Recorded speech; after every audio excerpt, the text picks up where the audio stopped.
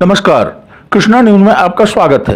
5 नदियों के संगम पचनत धाम पर इतिहास लिखने वाली आई भीषण बाढ़ की त्रासदी से अब बाढ़ग्रस्त इलाकों में भीषण तबाही आने के बाद जलस्तर कम होना प्रारंभ हुआ है, लेकिन जलस्तर कम होने के साथ ही नई समस्याएं भी जन्म लेने लगी हैं। जलस्तर कम होने के बाद लोगों में जो अब नया भय अथवा जो परेशानियां उत्पन्न हो रही हैं, उससे लोग परेशान भी हैं और चिंतित भी। पचनत क्षेत्र का ग्राम जूहीखां ही नहीं बल्कि जो भी ग्राम इस भीषण त्रासदी से प्रभावित हुआ है, उनमें आज का आलम यह है कि लोगों को घरों से निकलने का रास्ता नहीं, घरों के अंदर कीचड़, स्वच्छ शौचालय में कीचड़, घर के दरवाजे पर कीचड़, यहां तक कि चूल्हे में भी कीचड़।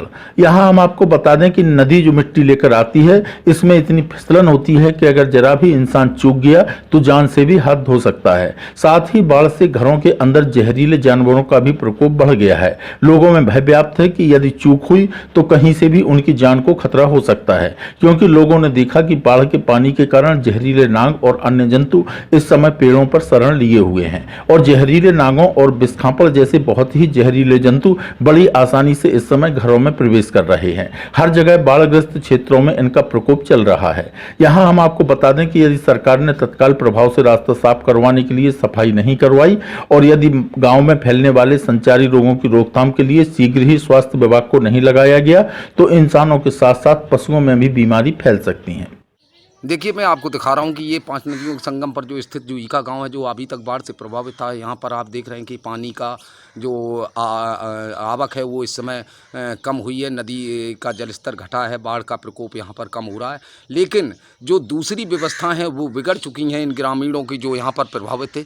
कि आप देख सकते हैं कि ये जो गाँव का जो मेन रास्ता है, मुख्य मार्ग हैं, इनमें चलने फिरने के लिए जो डामर का रोड जो बना हुआ था, आरसीसी बने हुए थे, सीसी रोड पड़े हुए थे, नालियां बनी हुई थी, सारी बंद है।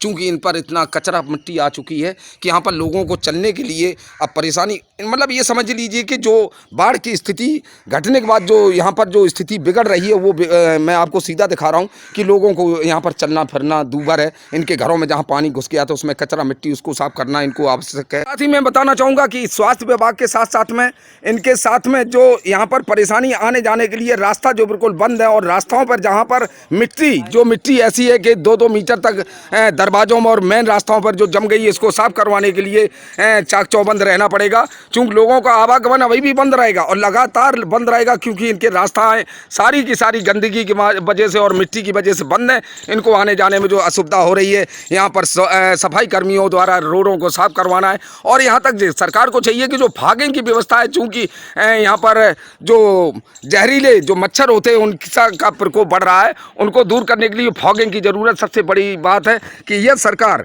इन क्षेत्रों में फॉगिंग करवा देती है तो जो बुखार और संचारी रोग हैं उनको दूर किया जा सकता है। मैं वीरेंद्र सिंह सेंगर, पटना धाम जूहीखां औरैया से बताना चाहूँगा कि इसके साथ साथ जो ये व्यवस्था है, इनको साफ करने के बाद जो यहाँ पर संचारी रोग फैलेंगे, उससे ये समझ लीजिए कि जो इनकी यदि सरकार ने तत्काल प्रभाव से अगर इस पर ध्यान नहीं दिया तो इन प्रभावित ग्रामीणों का भविष्य और इनकी ज़िंदगी खतरे में है, क्योंकि ये यहाँ पर जल्द ही संचारी रोग फैलेंगे और इन संचारी रोगों को रोकने के लिए सरकार को कड़े कदम उठाने पड़ेंगे। स्वास्थ्य विभाग की टीम को सतर्क करना पड़ेगा, इनको वैक्सीनेशन करना है, गांव में फॉगिंग करना है, ब्लीचिंग पाउडर देना है, पानी को प्योरीफाई करने के लिए जल पे जल इनको देना है। किस तरीके से देना है, ये सारी व्यवस्थाएं देखनी है। चूँकि ग्रामीण भयभीत थे बाढ़ से और अब भयभीत हैं अपनी बीमारी को लेकर। मैं वीरेंद्र सिंह सेंगर, जूहीखां पचनत धाम औरैया से।